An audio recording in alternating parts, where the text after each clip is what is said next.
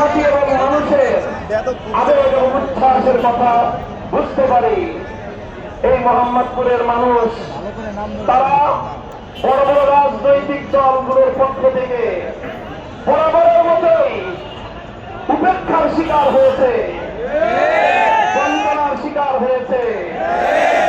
এত বড় একটি অঞ্চল যেখানে প্রচুর যোগ্য মানুষের বসবাস, প্রতিটি রাজনৈতিক দলেই মোহাম্মদপুর এবং আদাবরের স্থানীয় নেতৃবৃন্দ তারা রাজপথে থেকে দলীয় রাজনৈতিক এবং এই এলাকাবাসীর কাঁধে কাঁধ মিলিয়ে তারা কাজ করেছেন।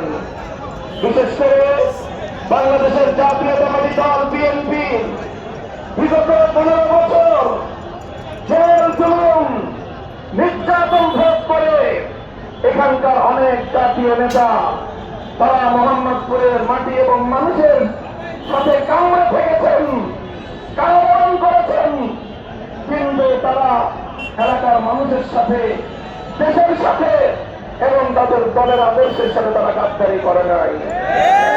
দুর্ভাগ্যজনক ভাবে এত কিছু থাকা সত্ত্বেও খোদ সেই জাতীয়তাবাদী দল বিএনপি সেই সকল ত্যাগী নেতৃবৃন্দকে উপেক্ষা করে বাইরে থেকে এমন একজন মানুষ যিনি রাজনৈতিক ভাবে অতীতে তার একক কোন আদর্শকে আঁকড়ে ধরে থাকতে পারেন নাই,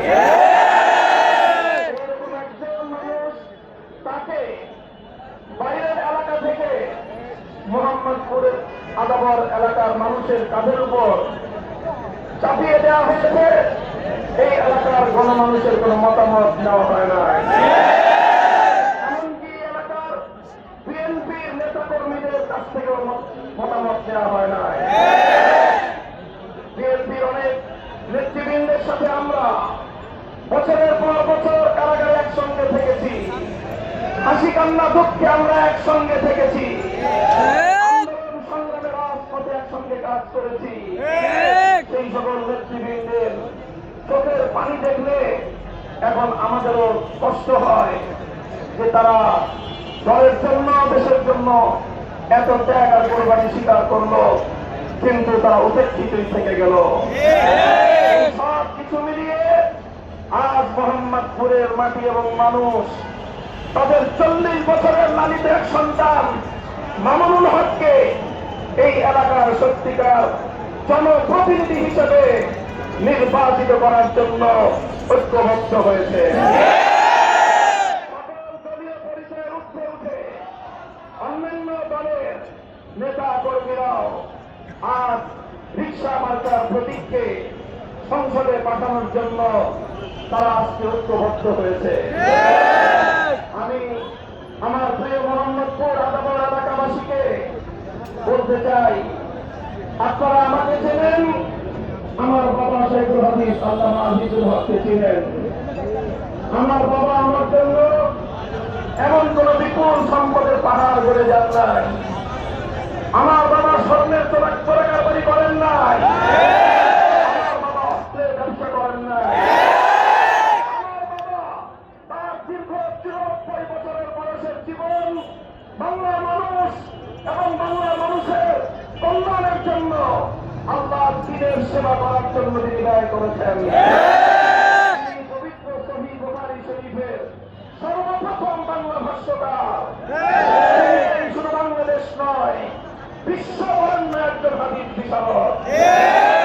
তাই তিনি আমার জন্য উন্নত শিক্ষা রেখে দিয়েছেন, তেমন সম্পদ রেখে যান নাই। আমি আমার সেই বাবার কাছ থেকে প্রাপ্ত মহান আদর্শের শিক্ষায় আমি আমার প্রতিদ্বন্দ্বী সকল প্রার্থীকে সম্মান করি, তাদের প্রতি আমি শ্রদ্ধা বজায় রাখি, তাদের কাউকে আমি তুই-তোকারি করে তুচ্ছ-তাচ্ছিল্য করি না। আমি তাদের কাউকে এমন কোন অপবাদ দেই না যে অপবাদের সাথে সে জড়িত নয়। আমি কাউকে একথা বলি না যে সে শুধুমাত্র বাউলদেরকে বিদায় আর কিছু করে না। আপনারা দেখেছেন কিভাবে একজন ব্যক্তি গুলশান থেকে এসে মোহাম্মদপুরের তৌহিদি জনতাকে চরম কটাক্ষ করেছে।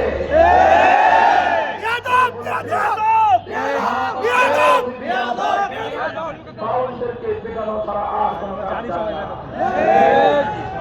দুঃখ লাগে মোহাম্মদপুরের মাটি এবং মানুষের সংগ্রামী ইতিহাস তার জানা নেই।